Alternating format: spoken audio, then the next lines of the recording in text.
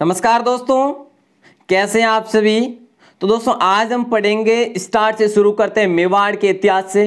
ठीक है, तो मेवाड़ का इतिहास पार्ट फर्स्ट आपके लिए लेकर आया हूं दोस्तों। और आज जो है इस पार्ट में दोस्तों जो मोस्ट इंपोर्टेंट तथ्य तो शामिल है ही, और कहानी के माध्यम से देखिए यहाँ पर मैंने किसी भी जो भी शासन काल रहा था मेवाड़ में, ठीक है, मेवाड़ में जो भी शासन काल रहा था इसमें से कोई भी है जो पीछे नहीं रखा है, सभी है जो ऐड किए इसमें दोस्तों। ठीक है, तो आपको कहीं पर है जो किताबों में, ये पुस्तकों में या नोट्स में आपको क्या मिलेंगे कि ये जो मुख्य शासक हुए थे उनकी डिटेल आपको मिलेगी। लेकिन मैंने यहाँ पर सारी डिटेल ऐड करने की कोशिश की है दोस्तों।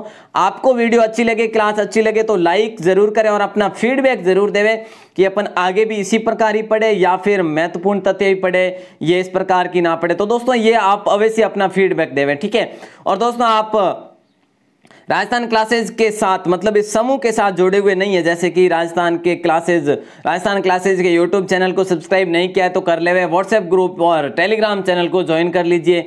ठीक है, चलिए आगे बढ़ते हैं। और आगे दोस्तों सुबह 9 बजे और शाम 9 बजे आप सभी 9 बजे लाइव अवश्य जुड़े। शाम को प्रश्नोत्तरी होती है और दिन में सुबह है जो अपन पढ़ते हैं थ्योरी क्लास। तो दोस्तों स्टार्ट करते हैं अपने आज के इस टॉपिक को। ठीक है, और आज का टॉपिक जो है ये है मेवाड़ का इतिहास। मेवाड़ के इतिहास की बात करें अगर मेवाड़ के राज्य की, तो सर्वप्रथम अपन बात करेंगे गोइल और सिसोदिया वंश की। गोइल की बात करेंगे, ठीक है, उसके बाद सिसोदिया वंश आएगा और कैसे होगा ये सिसोदिया वंश, कहां पर अलग होता है, ये अपन पूरी बात करेंगे यहां पर। दोस्तों सर्वप्रथम अपन देखते हैं कि मेवाड़ जो है सर्वप्रथम देखिए मेद अथवा मेर जाति का अधिकार होने पर इसका नाम मेदपाट पड़ा था। ठीक है, और मेवाड़ के प्राचीन नाम अपन ने परसों ही पढ़े हैं कि सिवी, प्रागवाट, मेदपाट, ये इसके प्राचीन नाम है। तो मेदपाट प्राचीन नाम क्यों पड़ा, क्योंकि यहाँ पर मेव जाति का अधिकार हुआ था इनसे पहले। तो यहाँ पर दोस्तों देखिए अन्य राज्यों के राजवंशों से भी उदयपुर का राजवंश सबसे प्राचीन राजवंश है। और इतने समय देखिए जो राजवंश से लेकर, राजवंश का मतलब राजवंश जो कि गोइल राजवंश से लेकर, राजवंश स्थापित कब हुआ, मतलब कि 7वीं शताब्दी में लगभग हुआ। तो ठीक है, तो वहां पर दोस्तों देखिए उससे लेकर आज तक मतलब राजस्थान निर्माण तक है जो ये राजवंश चला। तो ये सबसे बड़ा है जो एकमात्र सबसे राज्य पर देखिए प्रदेश पर राज करने वाला संसार का एकमात्र यही राजवंश है जो सबसे लंबे समय तक कर रहा था। तो दोस्तों ये जो राजवंश हुआ था, ये राजवंश अपनी स्वतंत्रता, राज्य में अपनी स्वतंत्रता और कुल और गौरव की रक्षा के लिए है जो वीर गति को प्राप्त हुआ पूरा। और इन्होंने कई कष्ट सहते हुए भी अपनी शासन सत्ता को मजबूत रखा और स्वतंत्र रखा। ठीक है, तो दोस्तों आगे बढ़ते हैं। और आज भी इन राजाओं को हिंदुआ सूरज कहा जाता है। महाराणा जो उदयपुर के महाराणा राणा हुए, इनको हिंदुआ सूरज कहा जाता है। तो दोस्तों यहाँ पर अगर देखें तो देखिए इनके वीरता की बात करें तो यहां पर देखिए उदयपुर राज्य के राज चिन्ह पर अंकित शब्द कौन सा है कि जो दृढ़ राखे धर्म को तिहि राखे कतार, ये मेवाड़ के राज चिन्ह पर अंकित है। और उनकी पर स्वतंत्रता, प्रियता और धर्म पर दृढ़ रहने को ये स्वयं ही प्रकट स्पष्ट करता है ये शब्द जो है। ठीक है ना, चलिए तो दोस्तों स्टार्ट करते हैं। सबसे पहले अपन गोइल शासक जो है दोस्तों, इन्होंने जो गोइल वंश की स्थापना की, गोइल के संस्थापक बने ये। ठीक है, तो इनकी कहानी, मेवाड़ के इतिहास की कहानी यहीं से शुरू करते हैं अपन गोइल से। और गोइल का दूसरा नाम गुहादित्य था। ठीक है, और दोस्तों देखिए ये आप अवश्य बताएं लास्ट में कि मैंने यहाँ पर जो है ना स्टोरी रूपी भी यहाँ पर ऐड किए है और इम्पोर्टेंट तो ऐड है ही। यदि आप चाहते हैं कि ओनली इम्पोर्टेंट लाइन ही ऐड की जाए तो भी आप अवश्य बता देना लास्ट में। और मैंने यहाँ पर क्या क्या देखिए इंपोर्टेंट ऐड करेंगे तो वहाँ पर सभी शासक है जो यहाँ पर शामिल नहीं किए जा सकते, क्योंकि फिर है जो इंपोर्टेंट तो इंपोर्टेंट ही पढ़ेंगे। ठीक है, ये भी इंपोर्टेंट ही है सभी, लेकिन आपको समझ में आसानी से आ जाएगा। ठीक है, तो दोस्तों देखिए भगवान रामचंद्र के पुत्र हुए थे कौन, कुश हुए थे, उनके ही वंशज थे गोइल। कौन, भगवान रामचंद्र के कुश पुत्र के वंशज जो है गोइल थे। और इन्होंने 566 ईस्वी के लगभग है जो मेवाड़ में गुहादित्य राजा ने गोइल वंशज की नींव डाली। ठीक है, तो दोस्तों देखिए यहां पर आगे अपन देखें तो इनके पिता का नाम शीलादित्य था। इनके पिता का नाम शीलादित्य था, माता पुष्पावती थी। ठीक है, तो इनके पिता का नाम शीलादित्य है, माता का नाम पुष्पावती। क्लियर। चलिए यहां पर अगर आगे देखें तो दोस्तों देखिए मिहिर कुल हूण वंशज को अपन ने पढ़ा पहले कि हूण वंश है, मौर्य वंश है और गुप्त वंश है। ठीक है ना, पौराणिक से स्टार्ट किया था अपन, एक वीडियो पहले पढ़ चुके हैं अपन एक क्लास। तो दोस्तों वो इसलिए पढ़ा कि अपन को याद रहे। अब देखिए मिहिर कुल क्या था, हूण कुल कौन थे, तो ये जो है ना ये अपने पहले पढ़े तो आपको ध्यान में रहेंगे कि ये जो इनका शासन हुआ था। तो दोस्तों हूण वंशज को हराकर, हूण वंशज कौन था, मिहिर कुल था। ठीक है, तो मिहिर कुल जो था इससे ये नागदा राजधानी बनाया और ये राज्य छीना, मेवाड़ राज्य। ठीक है, गोइल ने छीना। तो दोस्तों ये हो गया आपका गोइल। ठीक है, और गोइल ने ही गोइल वंश की नींव डाली। अच्छा, ये तो बिल्कुल क्लियर सा है, आसान सा है। अब अपन आगे देखो तो ये आता है बप्पा रावल, जिनका प्राचीन नाम था कालभोज। और दोस्तों ये बहुत ही प्रतापी राजा हुए थे, लेकिन इतिहास की पुस्तकों में इनका लेख है जो बहुत कम ही मिलता है हमें। फिर भी अपन ये देख लेते हैं जो इंपॉर्टेंट है। और इनका शासनकाल दोस्तों 734 से 753 तक रहा था। ठीक है ना, और एकलिंग जी के ये मतलब एकलिंग जी के पुजारी थे, मतलब कि एकलिंग जी इनके उपासक देव थे। और देखिए एकलिंग जी के पुजारी थे हरित ऋषि, और इन्हीं के आशीर्वाद से इन्होंने किसको हराया, मान मौर्य को हराया, जो कि मौर्य राजा था। यहाँ पर गोइल के बाद वापस से मौर्य राजा का यहाँ पर अधिकार हो गया था और मौर्य राजा मान को इन्होंने हराया। और दोस्तों कब हराया, 734 ईस्वी में हराया और चित्तौड़गढ़ दुर्ग को जीत लिया। ठीक है, अब आगे बढ़ते हैं। तो इन्होंने वापस, इस समय भी इनकी राजधानी रही थी कौन सी, नागदा ही रही थी। अब देखिए यहाँ पर नागदा किसने बनाई थी राजधानी को, शुरुआत में गोइल ने बनाई थी। अब आगे तक देखते हैं राजधानी कहां पर सांझ होती है। ठीक है, तो बप्पा रावल की मृत्यु दोस्तों नागदा में हुई थी, और नागदा में हुई थी मृत्यु। तो देखिए कैलाशपुरी मंदिर कहां पर है, एकलिंग जी का मंदिर कहां पर है, कैलाशपुरी में। ठीक है, तो इनसे कुछ दूरी, मतलब कि 1 मील की दूरी पर बप्पा रावल की छतरी बनी हुई है, इनका समाधि स्थल बना हुआ है। ठीक है ना, तो दोस्तों यहां पर अगर अपन देखें ये बप्पा रावल से शुरुआत होती है कि उदयपुर की राजा, ये उदयपुर अपन ये आज का नाम देख रहे हैं, कालांतर का नाम देख रहे हैं, पहले जो है ये मेवाड़ कहलाता था। तो दोस्तों मेवाड़ के राजा या महाराणा राणा राजधानी छोड़ने से पूर्व एकलिंग जी की स्वीकृति लेते थे। एकलिंग जी इनके उपासक देव थे, इनकी स्वीकृति लेते थे, जिसको कहा जाता आस्का लेना। जिसको क्या कहा जाता था, आस्का लेना कहा जाता था। ठीक है ना, तो दोस्तों इतिहासकार सीवी वेद ने बताया कि बप्पा रावल जो है ये चार्ल्स मार्टेल है। तो दोस्तों देखिए सीवी वेद ने क्या बताया कि चार्ल्स मार्टेल की तरह जो बप्पा रावल थे। ठीक है दोस्तों, चलिए आगे देखते हैं अल्लट को। अब देखिए ये अल्लट, देखिए अपन ने क्या देखा, सबसे पहले गोहिल, ठीक है, उसके बाद बप्पा रावल। ठीक है, और दोस्तों बप्पा रावल के बारे में कहा जाता है कि रावलपिंडी कौन सा जो स्थान है, रावलपिंडी दोस्तों ये जो स्थान है आज अब है जो पाकिस्तान में वर्तमान में। ठीक है ना, तो ये रावलपिंडी जो नाम है ये इनके बप्पा रावल के नाम पर पड़ा था। इनका साम्राज्य जो था वहां तक था और वहां से ये छोड़कर अब वापस आ गए थे। तो दोस्तों देखिए बप्पा रावल का इतिहास यहाँ पर पूरा संपूर्ण नहीं है। यदि देखें तो बप्पा रावल का इतिहास को अलग से देखें तो काफी जो लंबा इतिहास, लेकिन अपने इतिहास में, अपने कॉम्पिटिटिव एग्जाम में इतना ही बस पूछा जाता है। ठीक है, अच्छा तो आगे देखते हैं अल्लट आलूराव। तो दोस्तों बप्पा रावल के वंशज हुए थे अल्लट, और इन्होंने देखिए यहाँ पर थोड़ी सी शॉर्ट जानकारी देख लेते हैं। इन्होंने हूण राजकुमारी हरिया देवी से विवाह किया, और जब मेवाड़ की उन्नति हुई ना, सर्वाधिक उन्नति हुई है अल्लट के काल में। और दोस्तों कैसे हुई, देखिए आहड़ उस समय एक समृद्ध नगर और एक बड़ा व्यापारिक केंद्र बन गया था, और आहड़ को दूसरी राजधानी किसने बनाया, अल्लट ने बनाया। देखिए सबसे पहले कौन सी है, नागदा है। ठीक है, उसके बाद दूसरी राजधानी किसको बनाया, आहड़ को बनाया। ठीक है, तो दोस्तों अल्लट ने मेवाड़ में सबसे पहले नौकरशाही, देखिए 3 बातें याद रखेंगे आप यहां पर। अल्लट के समय बड़ी उन्नति हुई मेवाड़ की। ठीक है, और आहड़ को इन्होंने दूसरी राजधानी बनाया। ठीक है, और नौकरशाही का गठन अल्लट ने किया। ये 3 बातें अवश्य ध्यान रखेंगे। बस आगे देखते हैं गोइल। दोस्तों ये जो है ना गोइल एकलिंग जी के उपासक थे, स्वयं को क्या मानते थे, मतलब एकलिंग जी का दीवान मानते थे, और एकलिंग जी को क्या मानते थे, राजा मानते थे, जो कि कुल देवता थे ही, और राजा मानते थे एकलिंग जी को, और उनके दीवान मानते थे, उनके आशीर्वाद से चला करते थे। दोस्तों गोइल और सिसोदिया वंश की कुल देवी थी बाण माता।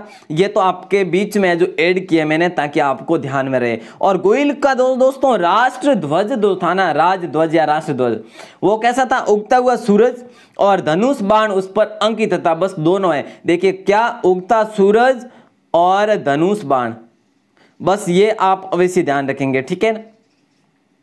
तो दोस्तों देखिए मेवाड़ राज्य के सामंत जो कहलाते थे वो उमराव कहलाते थे, ठीक है। अच्छा तो दोस्तों देखिए यहां पर इस वीडियो को आप कंप्लीट जरूर देखना, बीच में चैट ना करना। देखिए यदि आपको इंपॉर्टेंट हो तो बाद में कर लेना, कोई चैट यदि इंपॉर्टेंट है तो, ठीक है। तो दोस्तों ये आप ध्यानपूर्वक पढ़ ले, ताकि अपन प्रश्नोत्तरी पढ़ेंगे तब है जो आसानी से क्लियर करेंगे, वापस पढ़ने की आवश्यकता भी नहीं रहेगी। और थ्योरी में मैं बता दूं अपन वापस नहीं पढ़ेंगे दोस्तों। इस प्रकार आपको थ्योरी में है जो देखिए जो नोट्स के आधार पर नोट्स बनाकर इंपॉर्टेंट तथ्य उसमें ऐड करके इतना कुछ करके दोस्तों आपको शायद ही किसी चैनल पर यदि आपको मिल रहा होगा, लेकिन हो सकता है। पर दोस्तों फिलहाल वो पुराने वीडियो मिल सकते हैं, सीक्वेंस वाइज नहीं मिलेंगे। यहाँ पर आपको सीक्वेंस वाइज सिलेबस कंप्लीट करवाया जा रहा है, तो दोस्तों इसका लुप्त भरपूर फायदा उठाइए, ये आप सभी से मेरी रिक्वेस्ट है। चलिए तो दोस्तों देखते हैं गुइल शासक जो है देखिए अब यहाँ पर है ना, यहाँ पर थोड़ा सा देख लीजिएगा यहाँ पर क्या हुआ था। ये लास्ट कौन हुए थे, अपने अल्लट हुए थे, ठीक है। अब अल्लट के बाद हुआ क्या है, अल्लट के बाद शासक कौन बना, शक्ति कुमार बना, ठीक है। यहां पर ध्यानपूर्वक पढ़ेंगे, ये जो है ना ये बीच में ये आपको कहीं जानकारी कम ही देखने को मिलेगी दोस्तों। बता दूं आपको 977 से 973 तक, ठीक है, इनका समय रहा तक शक्ति कुमार का, गुइल शासक थे। तो यहां पर क्या हुआ कि इनके समय में ही मालवा के परमार राजा मुंज ने आक्रमण कर दिया। मालवा के परमार राजा मुंज ने आक्रमण कर दिया किस पर, शक्ति कुमार पर, और इनसे चित्तौड़ दुर्ग जो जीत लिया, इनसे छीन लिया गया। अब क्या होता है आगे देखते हैं। और मुंज के वंशज जो राजा मुंज हुआ था, इन्होंने चित्तौड़ को जीता किससे, शक्ति कुमार से। और शक्ति कुमार किसके बाद हुए, अल्लट के बाद हुए, ठीक है। तो दोस्तों मुंज के वंशज जो था राजा भोज था, इसका जो कार्यकाल रहा था 1021 से 1031 ईस्वी तक, इसके मध्य जो चित्तौड़ पर रहा इसका मतलब कार्यकाल। तो दोस्तों देखिए त्रिभुवन नारायण शिव मंदिर किसके द्वारा बनाया गया, राजा भोज द्वारा बनाया गया, जो कि कौन था, मुंज के वंशज राजा भोज थे। और यहाँ पर और भी देख लीजिए, जो ये मंदिर बनाया ना, इसका नाम बाद में चेंज कर दिया गया था मोकल द्वारा, और इसका मोकल समिदेश्वर मंदिर है, जो मोकल का समिदेश्वर मंदिर है जो ये बाद में कहलाया। इसके बाद दोस्तों आगे बढ़ते क्या होता है, इसके बाद सालुकी राजा सिद्धराज ने परमारों से मालवा व मेवाड़ का काफी क्षेत्र छीन लिया। अब देखिए मेवाड़ का और मालवा का क्षेत्र किसने छीना, सालुकी राजा सिद्धराज ने। तो जो मालवा पर अधिकार किसका था, परमारों का था, ठीक है। और मेवाड़ पर है जो मेवाड़ पर भी परमारों का ही था उस समय अधिकार, तो सिद्धराज ने छीन लिया, सिद्धराज चालुक्य राजा सिद्धराज ने छीन लिया। अब क्या होता है आगे देखिए, गुइल शासक रण सिंह, जिसको करण सिंह भी कहा जाता है, रण सिंह गुइल शासक, यहाँ पर वापस रण सिंह उठते हैं और 1158 ईस्वी में मेवाड़ का शासक बना, वापस मेवाड़ का, उसको हराकर मेवाड़ का शासक बना। दोस्तों यहाँ पर दोस्तों कुछ काफी बदलाव होते हैं, क्या होते हैं देखिए, 1158 मेवाड़ के शासक बने रण सिंह। रण सिंह के पुत्र कौन कौन हुए, एक तो श्याम सिंह, यहाँ पर आपको देखने होगा श्याम सिंह हो गए, ठीक है। श्याम सिंह ने क्या किया, रावल शाखा बनाई, श्याम सिंह ने मेवाड़ की रावल शाखा किसने बनाई, श्याम सिंह ने बनाई, ठीक है दोस्तों। रण सिंह के पुत्र थे रण सिंह के, और रण सिंह का अन्य जो दूसरा पुत्र था उसने बनाई राहप, जिसका नाम था राहप ने सिसोदा ग्राम की स्थापना की। यहाँ पर मतलब वंश नहीं बना अभी तक, सिसोदा ग्राम की स्थापना की राहप ने। रण सिंह के पुत्र हुए थे राहप, और रण सिंह के पुत्र एक हुए थे जो श्याम सिंह हुए थे, उसने जो क्या किया, रावल शाखा की स्थापना की, ठीक है। तो दोस्तों यहाँ पर शाखा है जो रावल मतलब रावल शाखा तो यहां पर बन चुकी थी। अब देखिए रण सिंह के अन्य पुत्र राप ने सिसोदा ग्राम की स्थापना की और राणा शाखा की नींव डाली वहां पर।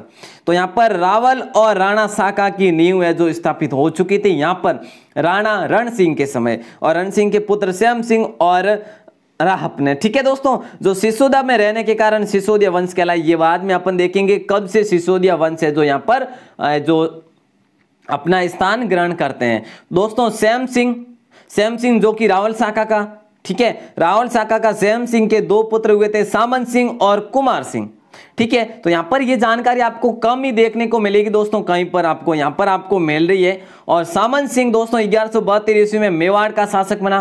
कौन, सामंत सिंह। बड़ा पुत्र कौन था, सामंत सिंह था। ये मेवाड़ जो मेवाड़ का शासक बना जिसका रावल सामंत सिंह। 1172 में दोस्तों हुआ क्या, इनके जो नाडोल के चौहान जो थे राजा कितु या राजा कीर्तिपाल, ये इसके पड़ोसी थे, ठीक है। तो नाडोल के चौहान शासक कीर्तिपाल ने 1177 में 1172 में ये मतलब मेवाड़ के शासक बने। 1177 में क्या हुआ, सामन सिंह से मेवाड़ छीन लिया गया, किसके द्वारा, कीर्तिपाल द्वारा। अब क्या होता है दोस्तों, सामन सिंह ने वागड़ में अपना राज्य स्थापित किया, लेकिन हुआ होता है क्या है, देखिए सामन सिंह के जो छोटे भाई है कुमार सिंह ने क्या किया, कीर्तिपाल को हरा दिया और वापस से 2 साल के बाद 1179 में पुनः मेवाड़ पर अधिकार कर लिया, ठीक है। तो दोस्तों ये आपको अवश्य ध्यान में रखना है, थोड़ी सी ध्यान में रखेंगे, ज्यादा याद रटा पद्धति करने की आवश्यकता नहीं है, इतिहास में रटने से या जो रटने की आवश्यकता नहीं, आप समझेंगे तो आप समझ जाएंगे आसानी से। तो दोस्तों कुमार सिंह जो था सामन सिंह का छोटा भाई था, ये तो आप सभी को पता ही है। अब देखते हैं रावल जैत्र सिंह। दोस्तों रावल जैत्र सिंह जो है ये किसके, देखिए कुमार सिंह जो अपन ने अभी देखा, कुमार सिंह ने जो कि हराया उसको कीर्तिपाल को, और कीर्तिपाल से वापस है जो मेवाड़ राज्य छीना, अधिकार किया। तो दोस्तों उसके बाद है जो देखिए रावल जैत्र सिंह हुए, और रावल जैत्र सिंह किसके वंशज के हुए, कुमार सिंह के वंशज हुए, और प्रतापी राजा हुए रावल जैत्र सिंह, ठीक है ना, प्रतापी राजा हुए। और दोस्तों इनके बारे में अपन देख लेते हैं, 1213 से 1250 तक तो दोस्तों प्रतापी हुए ना, इन्होंने सर्वाधिक शासन किया। तो दोस्तों देखिए दिल्ली सुल्तान शमसुद्दीन अल्तमश ने नागदा पर आक्रमण 1212 से 1229 से 1229 के मध्य किया, ठीक है, 1222 से 1229 के मध्य किया इन्होंने आक्रमण। तो इसका वर्णन दोस्तों कहां पर मिलता है, अमीर मद मर्दन या अमीर मान मर्दन, ये दो नाम है दोस्तों, मद मर्दन या मान मर्दन, ये एक ही है, ठीक है ना, ये दोनों एक ही है। इसका है जो मद मर्दन कृति में जो जय सिंह सूरी द्वारा कृत है, इसमें मिलता है। और दोस्तों ये जो आक्रमण हुआ इसको क्या कहा गया, भूताला का युद्ध कहा गया, भूताला का युद्ध, ठीक है ना। चलिए दोस्तों ये आप जरूर ध्यान रखेंगे। और दोस्तों देखिए 1242 में गुजरात के त्रिभुवन से लड़ाई हुई, गुजरात के त्रिभुवन राजा से लड़ाई हुई, और इल्तुतमिश के आक्रमण से परेशान होकर अपनी राजधानी नागदा से चित्तौड़ को बनाया। यहां पर देखिए जैत्र सिंह के समय सब कुछ हुआ बीच में, लेकिन नागदा को चेंज कहां पर करना पड़ा, राजधानी को दोस्तों, यहां पर जैत्र सिंह के समय, और किसको बनाया, चित्तौड़ को बनाया, ठीक है। यहां पर है जो आप अवश्य इसे ध्यान में रखेंगे, ठीक है ना। चलिए दोस्तों अब अपन देख लेते हैं समर सिंह को, और समर सिंह के जो पुत्र हुए थे दोस्तों रावल रतन सिंह, और उनसे पहले समर सिंह को थोड़ा सा देख लेते हैं। समर सिंह का दोस्तों शासनकाल जो रहा था 1273 से 1301 तक रहा था, और इन्होंने अमित सिंह सूरी के उपदेशों से अपने राज्य में जीव हिंसा की रोक लगाई थी, अमित सिंह सूरी के उपदेशों से, ठीक है। और इनके जो पुत्र जो कुंभकर्ण है, इनके पुत्र हुए थे कुंभकर्ण, जिसने नेपाल में गोइल वंश की स्थापना की, ठीक है, नेपाल में क्या किया, गोइल वंश की स्थापना की। और दोस्तों दूसरे पुत्र रतन सिंह ने चित्तौड़ पर शासन किया। तो दोस्तों रावल रतन सिंह को अपन कल पढ़ेंगे। इनके समय में चित्तौड़ पर जो शाखा भी हुआ था, जो कि राजस्थान का दूसरा शाखा कहलाया था, चित्तौड़ का प्रथम शाखा हुआ था, और अलाउद्दीन खिलजी के द्वारा युद्ध किया गया था। तो दोस्तों ये अपन रावल रतन सिंह है जो कल पढ़ेंगे, ठीक है, कल सुबह पढ़ेंगे। और आज की वीडियो आपको कैसी लगी, देखिए दोस्तों यहाँ पर मैंने सभी जानकारी, जो जानकारी आपको कहीं ना मिले वो जानकारी भी मैंने यहाँ पर शामिल करने की कोशिश की है। तो दोस्तों आप अवश्य बताएं कि ये ठीक है, या इंपॉर्टेंट तथ्य सिर्फ एक लाइन बनाकर ही वो तथ्य वाले लाएं, या फिर ये ठीक है। तो दोस्तों अवश्य बताएं, और आज की वीडियो कैसी लगी वो भी अवश्य बताएं, ये तो साथ में हो ही गया। तो दोस्तों आप सभी जरूर बताएं, और आप सभी बने रहे आपके अपने YouTube चैनल राजस्थान क्लासेस के साथ। और आपके लिए आसाम की प्रश्नोत्तरी राजस्थान के जो दोस्तों ये यहां तक अपन चलो प्रश्नोत्तरी पढ़ लेंगे, जो भी हुआ है अपना आज तक यहां तक है जो अपन प्रश्नोत्तरी पढ़ेंगे, ताकि अपना क्लियर होगा। थोड़ा थोड़ा पढ़ेंगे तो भी खूब है ना। तो दोस्तों आज प्रश्नोत्तरी अपन इसी पर पढ़ेंगे। आप सभी बने रहे आपके अपने YouTube चैनल के साथ, और आप अपना विश्वास सहयोग यूं ही बनाए रखें। और आप सभी का प्रेम पूर्वक बहुत बहुत हार्दिक आभार।